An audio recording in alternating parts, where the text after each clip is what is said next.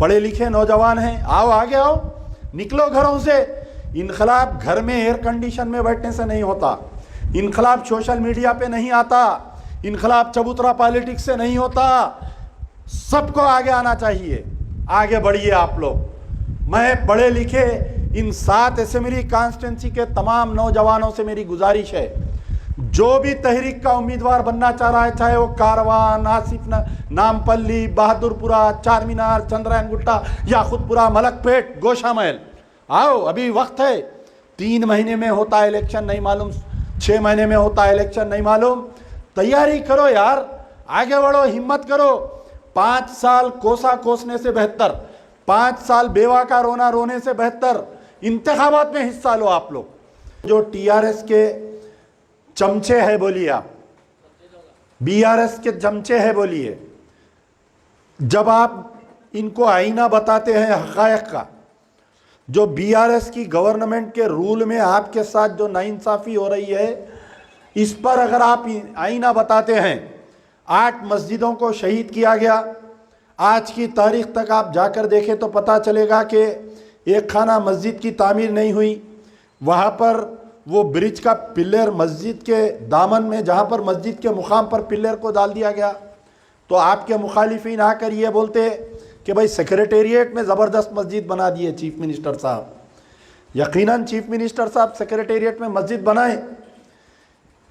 उस दिन मीटिंग में, दारुस्सलाम में मीटिंग में असदुद्दीन ओवैसी साहब से एक सवाल किया गया, एक रिपोर्टर ने सवाल किया, गैर मुस्लिम रिपोर्टर ने सवाल किया, पंखा, एक गैर मुस्लिम रिपोर्टर ने यह सवाल किया कि आप ये गारंटी कैसा दे सकते हैं कि मस्जिद उसी मुकाम पर बनी है, क्योंकि सेक्रेटेरिएट की बिल्डिंग के बाहर मस्जिद बनी। ये 2 मसाजिद के बारे में कई लोगों को नहीं मालूम, क्योंकि आम पब्लिक सेक्रेटेरिएट नहीं जाती। मैं पिछले 20-25 साल से सेक्रेटेरिएट आना जाना है, गाज़ी मिल्लत के साथ हम जाते थे। तो पहले जो सेक्रेटेरिएट की मस्जिद दफातिर जो थी, वो मस्जिद दफातिर निज़ाम के दौर में बनाई गई थी। सेक्रेटेरिएट जो है निज़ाम का रेवेन्यू डिपार्टमेंट का ऑफिस था वो। तो मस्जिद दफातिर यानी मस्जिद मोहम्मदिया भी बोलते थे उसको, जो निज़ाम के एम्प्लॉइज़ काम करते थे वो लोग नमाज़ पढ़ते थे। तो जो सीएम का पुराना ब्लॉक था, जो एनटी रामाराव यानी 17 चीफ मिनिस्टर उसमें बैठे, चंद्रबाबू नायडू भी सीएम बनने के बाद में कुछ दिन तक वहाँ पर बैठे, वो मस्जिद उसके करीब में थी बिल्कुल। वो यानी हम जहाँ पर गाड़ी पार्क करते थे, अक्सर मैं गाज़ी मिल्लत मरहूम अमानुल्लाह खान साहब के साथ जाता था, तो हम जब गाड़ी पार्क करते थे वॉकेबल डिस्टेंस पे वो मस्जिद होती थी।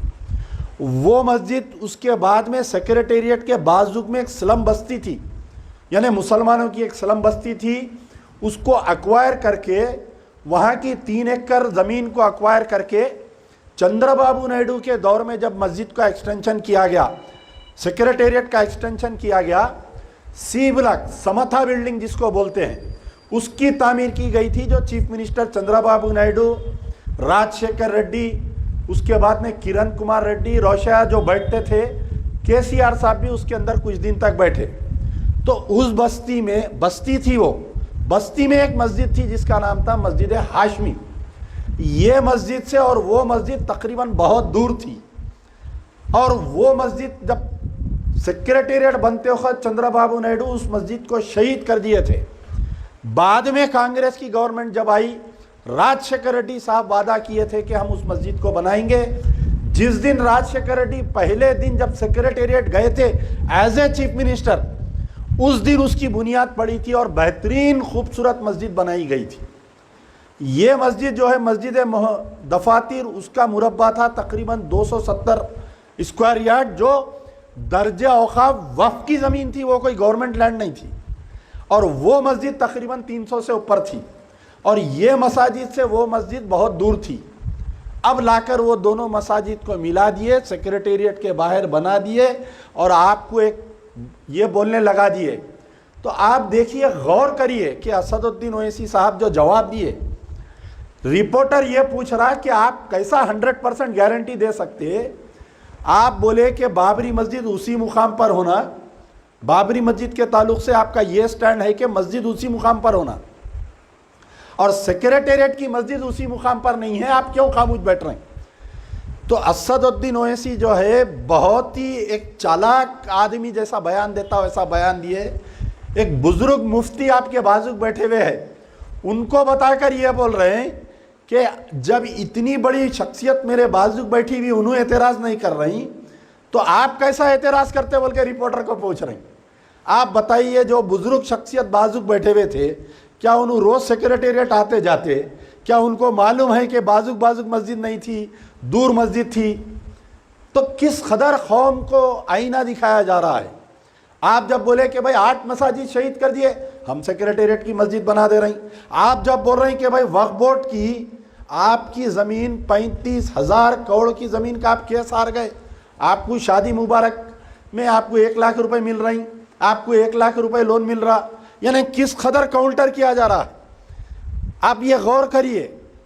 आप अगर बोले कि भाई आलेर एनकाउंटर में 5 मुसलमानों को मार दिए, जो आर्मी गैरिसान में जो बच्चे के साथ जो बदफेली करके उसको मार दिया, उसका डाइंग डिक्लेरेशन है, आज की तारीख तक उसके साथ इंसाफ नहीं मिला।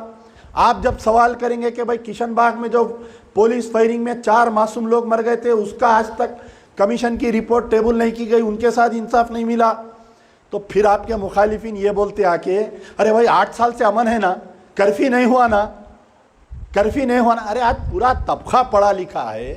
पहले ज़माने में जो कर्फ्यू होती थी, जो फिसाद होते थे, वो एक अलग नवीयत थी। आज हिंदू भी पढ़ा हुआ है, मुसलमान भी पढ़ा लिखा है। आज के दौर में कोई हैदराबाद के अवाम नहीं चाह रही कि कोई फिसाद होना, इसलिए फिसाद नहीं हो रहा।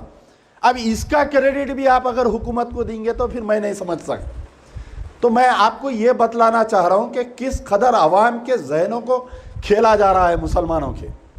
आज जो है 50 से ज़ायद ऐसे सीट है तेलंगाना के, 50 से ज़ायद ऐसे सीट है तेलंगाना के जो जहाँ पर, क्योंकि 3 पार्टी ट्रायंगुलर कंटेस्ट हो रहा तेलंगाना में, राव, रेड्डी, अन्ना, अप्पू, क्या क्या की नाम है उन लोगों के, ये सबका इलेक्शन हो रहा। तो जो मुसलमानों के वोट है 50 कॉन्स्टिट्यूंसी में, आज हमारा मौकूफ दूल्हे भाई का मौकूफ है, और हमारे दूल्हे भाई को कमज़ोर कर दे रही, लिख जाके अपने चिच्चा के कदमों में डाल दे रही। इनके चिच्चा बदलते रहते, पहले इनके चिच्चा पीवी नरसिम्हा राव थे, परसुम जो है इनके चिच्चा केसीआर बन गए, चिच्चा बदल रही। आप समझे ना मेरी बात को। एक ज़माना था कि पीवी नरसिम्हा राव के भतीजे थे, और आज जो है केसीआर को चिच्चा बना लिए। तो किस कदर मुसलमानों के साथ गुमराही की जा रही है। आपका मौक़िफ़ क्या है? आज आप बादशाह घर के मौक़िफ़ में हैं। मुसलमान जिसको वोट दिया, जो भी कॉन्स्टिट्यूंसी में 5000 मुसलमान वोट जिसको मिले, उन्हें सिकंदर। अगर मुसलमान कांग्रेस को वोट दिए तो कांग्रेस का एमएलए जीतता। अगर मुसलमान टीआरएस के, कल के दिन, कल सुबह में निज़ामाबाद में, मैं और 2 इंसिडेंट आपको सुनाता हूँ। रिसेंटली जो है मख्ते की एक मस्जिद से एक बेचारे इमाम साहब खैरताबाद के एमएलए को ललकारे कि ख़ब्रस्तान की ज़मीन का जो वादा हुआ, जो ख़ब्रस्तान को ज़मीन देने का, वो कई लोगों को नहीं मालूम वो ज़मीन का क्या किस्सा है। 15 करोड़ की ज़मीन है वो। कितने की? 15 करोड़ की ज़मीन है वो। जो मुसलमानों के ख़ब्रस्तान की ज़मीन है वो आपको दे रहे नहीं। अब आप बताइए कि एक अदना आदमी इमाम, आज उसके ऊपर इतना प्रेशर है बेचारे पे, बयान बदलो बोलकर आपके ही लोगों को, मुसलमानों को लाके उसके सामने ठहरा दे रही। कोई ख़ब्रस्तान बचाओ तहरीक बोल के आ जा रहा, कोई कुछ बोल के आ जा रहा, कोई मुस्लिम एक्शन कमेटी बोल के आ जा रहा। वो बेचारे जो है बयान दिए जब अपने जुमे का खुतबा सुना रहे थे कि खुतबे का मायने क्या है कि हालात पे बयान करो, ये नहीं है कि रट्टा मार लेके आ जाओ। जो दारुसलाम से निकल रहा वो बयान करो, जो सीएम केसीआर बोल रहा वो बयान करो। यहाँ कोई बादशाहत नहीं है, जमहूरियत है। तो जो इमाम, जो भी मौज़न या जो भी इंसान जो खुतबा बोलता है जुमे का, उसकी खतीब, उसकी जिम्मेदारी होती है कि हालात भी बयान करना उन्हें। मुसलमानों को राह बताना जीने का। तो वो बेचारे बोले कि वो एमएलए को हम वोट नहीं देंगे अगर वो कब्रिस्तान नहीं मिलेगा। तो आपकी कितनी ताकत है मैं ये बतलाना चाह रहा हूँ, गौर से सुनिए। जैसा ही वो स्टेटमेंट वायरल हुआ, एमएलए साहब का पैंट गीला हो गया। 5 साल तक खैरताबाद एमएलए मुसलमानों को नहीं पूछे, अचानक रातें रात नींद में से उठ के एक वीडियो वायरल करे कि वक्फ बोर्ड चेयरमैन से और एमआरओ से, तहसीलदार से बात कर रही, कल हम जो है जॉइंट इंस्पेक्शन कर लेंगे, परसों कब्रिस्तान हैंडओवर कर देंगे बोल के भी 15 दिन हो गया, 2 जुम्मे चले गए।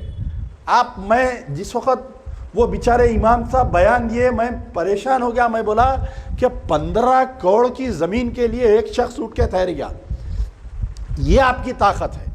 अब इसका रद्द और एक क्या हुआ, कल निज़ामबाद में पूरे उलमा, मशाइखीन, मुफ्तियान कराम, बड़े बड़े मुसलमानों के जो यानी काबिल क़दर है, पूरे 3-4 डिस्ट्रिक्ट के पूरे निज़ामबाद में जमा होकर पूरे मिलके निज़ामबाद में अगर जो भी पार्टी मुसलमान को टिकट देगी हम एन मास उसको वोट देंगे। ये कभी पहले ऐसा नहीं हुआ। हमारे तेलंगाना के मुसलमान ऐसा एक जगह होकर ऐसे फैसले नहीं करे। तो आज जो है तेलंगाना का मुसलमान जाग गया है। अगर केसीआर साहब की ये गलतफहमी है कि मैं 1 लाख रुपए लोन दे रहा हूँ, 8 साल से नहीं दिए, अब भीख का चिप्पा हाथ में दे रहा हूँ मुसलमानों के, मैं रिजर्वेशन नहीं दिया, मैं वक्फ बोर्ड के जायदादों को 35,000 करोड़ की ज़मीन खा गया और मुसलमानों को 1 लाख दे दूंगा तो वोट देंगे। मोहतरम केसीआर साहब, आप जो है ये अपनी गलतफहमी को दूर कर लीजिए। अब कुछ गलतफहमी इनको भी है। हमारे रेवंत रेड्डी साहब जो है पार्लियामेंट में तकरीर करे बेचारे, कुछ दिन पहले पार्लियामेंट में तकरीर करके ये बोल रहे हैं कि मैं कांग्रेस के जो आला यानी अब जो यहाँ पर general secretary AICC incharge Telangana है, उनसे जब मुलाकात हुई मेरी कुछ दिन पहले, कई लोग बोल रहे थे कि भाई कांग्रेस के कायदीन आप लोगों से मिलना चाह रहे हैं, आप लोगों से मिलना चाह रहे हैं। मैं एहतियात करता हूँ ऐसा लोगों से मिलने का, कहीं जाना, दरबारों में पेश होना, अपन छोटे मोटे आदमी हैं, क्यों जाना भाई किसी के पास। बहरहाल एक दावत में मुलाकात हुई तो वो बोले कि भाई पूरा हम लोग जो है मोदी को अगर हराना है तो कांग्रेस को तेलंगाना में वोट देना है। मैं उनको पूछा कि मोहतरम 5 पॉइंट ऐसे बताइए कि तेलंगाना का मुसलमान कांग्रेस को क्यों वोट देना चाहिए। 5 पॉइंट बताइए आप। कि हमारे मस्जिदां शहीद हो गए, कभी गांधी भवन से आवाज़ नहीं आई। हमारे मुसलमानों का इनकाउंटर हो गया, कभी गांधी भवन से आवाज़ नहीं आई। हमको लोन नहीं मिला, SC ST BC के लिए आप एहतजाज करें। मामूली सी एक होमगार्ड, कोई दलित का होमगार्ड मर गया, आप स्पॉट पे जाके 2 लाख रुपए दिए। हमारा अब्दुल खदीर मर गया, लेके जाके पुलिस में पुलिस वाले टार्चर कर दिए, कभी कोई कांग्रेस का लीडर नहीं आया, गांधी भवन से आवाज़ नहीं आई। तो ये 8 साल से जो क्रिमिनल साइलेंस ऑफ अपोजिशन था, उसके लिए हम क्या करना बताइए आप। अब लोग सवाल करते कि भाई आप बोल रहे हैं कांग्रेस को भी नहीं देना, TRS को भी नहीं देना, तो कुछ लोग मजाक उड़ाते मेरा, अब क्या हम बीजेपी को वोट देना। अरे भाई कब तक, कभी हम इनके कदमों में फुटबॉल तो कभी उनके कदमों में। हर डिस्ट्रिक्ट में ये 50 डिस्ट्रिक्ट का है ना, मुसलमान डोमिनेटेड डिस्ट्रिक्ट से ये तैयार करो। हर डिस्ट्रिक्ट में एक मजीदुल्लाह खां फरहत, एक अमजदुल्लाह खां बनाओ, अभी वक्त है। कल निज़ामबाद की जो मीटिंग हुई, बड़ी खुशी हुई, एक मुसलमान को तैयार करे हैं वहाँ पर, मैं बाद में नाम लूँगा। निज़ामबाद में जो मीटिंग हुई, ऐसा तैयार करो, भैंसे में तैयार करो, निर्मल में तैयार करो, आदिलाबाद में तैयार करो, खम्मम में तैयार करो। कब तक इनको उनको दूल्हे भाई मानते, कब तक इनको उनको चिच्चा भतीजे मानते। आप खुद तैयार हो, आप खुद दूल्हे बनो। पढ़े लिखे नौजवान आगे आओ, पढ़े लिखे नौजवान आगे आओ, सियासत में हिस्सा लियो, इलेक्शन लड़ो। जब तक आप पार्लियामेंट असेंबली में नहीं जाएंगे, आपका मसला कोई उठाने वाला नहीं है। कोई राव आपका मसला नहीं उठाने वाला, कोई रेड्डी नहीं उठाने वाला। आपको अपनी लड़ाई लड़ना चाहिए। मजलिस इत्तेहादुल मुस्लिमीन को लोग समझे कि भाई ये लोग करेंगे, लेकिन वही 7 सीट पे फिर से महदूद हो गए। एक रिपोर्टर जो है असदुद्दीन ओवैसी से मैं साथ गुजर रहा था तो उनसे बात कर रहे थे, स्पीकर फ़ोन पे बात कर रहे थे कि साहब आप जो है 7 सीट से आगे बढ़ने का कुछ आपका इरादा है। तो वो क्लियरली बोल दिए कि हम 7 सीट से आगे बढ़ने वाले नहीं हैं। अब खैर वो टीवी चैनलों पे आ रही, कहीं तकरीरा हो रही कि हम 15 सीट लड़ेंगे, 25 सीट लड़ेंगे। वो लोग 7 सीट से आगे बढ़ने वाले नहीं हैं। ये केसीआर साहब को भी मानना चाहिए आपको कि केसीआर साहब जो है ऐसा डरा के रखे हुए है ये दोनों भाइयों को कि डंडा बताते ही खामोश बैठ जा रही। खोलूं रिकॉर्ड तुम्हारा, पूछ रही वक्फ बोर्ड का, तुम्हारा कैसा खोलूं क्या, खामोश बैठ जा रही। तो बहरहाल आने वाले जो इंतखाबात है उस पर मैं गुफ्तगू कर रहा था कि आप जो है बल में बल, अपना बल, किसी का बल नहीं, कोई बैगन का बाल नहीं, बल में बल, अपना बल। आप मर्द बनो, आप आगे आओ। पढ़े लिखे नौजवानों से मेरी गुजारिश है कि हार जीत अल्लाह के हाथ है। डिवीजन ऑफ मेजॉरिटी वोट में आप एमएलए बन सकते हैं। 50 डिस्ट्रिक्ट बता रहा हूं मैं, एक नहीं दो नहीं, अगर 10 भी अगर मुसलमान एमएलए असेंबली में चले गए तो ना केसीआर की चलेंगी ना रेवंत रेड्डी की चलेंगी। हमारा एक उनके 20 पे भारी, हमारे 10 उनके 200 पे भारी। तो बहरहाल अब रही बात हैदराबाद के इलेक्शन की। हैदराबाद के 7 सीट है मेरे भाई। 5 साल आप लगा कोसते ना कि मजलिस ये काम नहीं करी, मजलिस वो काम नहीं करी, असदुद्दीन ओवैसी ये काम नहीं करे, अहमद पाशा कादरी वो काम नहीं करा, मुमताज़ अहमद खान वो काम नहीं करे, कौसर मोहिउद्दीन ये काम नहीं करा, जाफर हुसैन मेराज ये काम नहीं करा।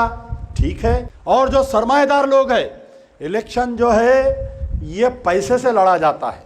सरमाएदार लोग जो है हैदराबाद में दावतों में मिलते मेरे को, बोलते कि भाई असदुद्दीन ओवैसी बीजेपी के एजेंट बन गए, अकबर ओवैसी घर से नहीं निकल रही, एक साल जाके लंदन में रह जा रही। अरे वक्त आया ना, अल्लाह ताला आपको दौलत दिया है, आप लोग पैसे लगाओ, आपके बस्तियों में निकालो पढ़े लिखे कैंडिडेटों को, आप कौन सी भी पार्टी से लड़ाओ। अगर आप एमबीटी से लड़ाना चाह रही, मजलिस बचाओ तहरीक के दरवाजे खुले उन नौजवानों के लिए। मैं सदर मोहतरम से हम इजाज़त लेकर आपको उम्मीदवार बनाएंगे। हम आओ, कल से काम चालू करो।